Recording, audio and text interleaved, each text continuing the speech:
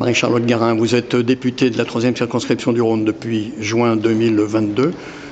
Vous avez vécu ce qui s'est passé à l'Assemblée nationale au moment de la loi sur la réforme des retraites. Aujourd'hui, comment est-ce que vous voyez la suite face au mouvement syndical qui s'organise en direction de jeudi prochain?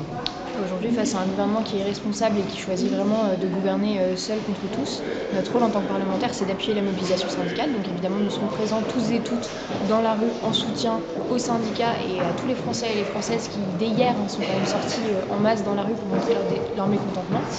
Ensuite, nous, en tant que parlementaires, nous utilisons tous les outils qui sont à notre disposition, que ce soit le référendum d'initiative populaire, la motion de censure que nous voterons lundi pour faire tomber ce gouvernement, et aussi un recours au Conseil constitutionnel, puisque le travail sur ce texte n'est ni fait ni à faire, et on a bon espoir de le faire tomber.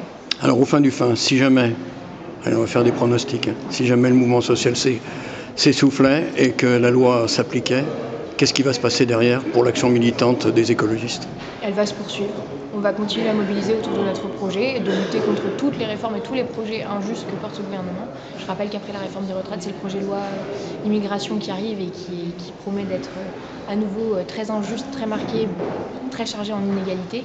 Donc en fait, la bataille face à ce gouvernement, elle ne s'arrête pas et il va falloir qu'on tienne bon jusqu'en 2027. Alors la NUPES, et c'est ma dernière question, la NUPES a 1 an. Comment est-ce que les écologistes prennent toute leur place là-dedans et apportent leur spécificité?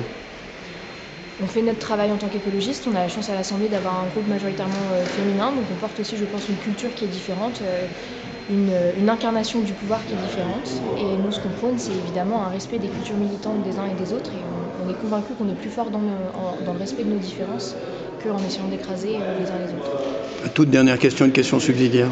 Quand on est comme vous, une militante de terrain, et qu'on arrive à l'Assemblée nationale, ça fait un choc. Comment est-ce qu'on vit ça?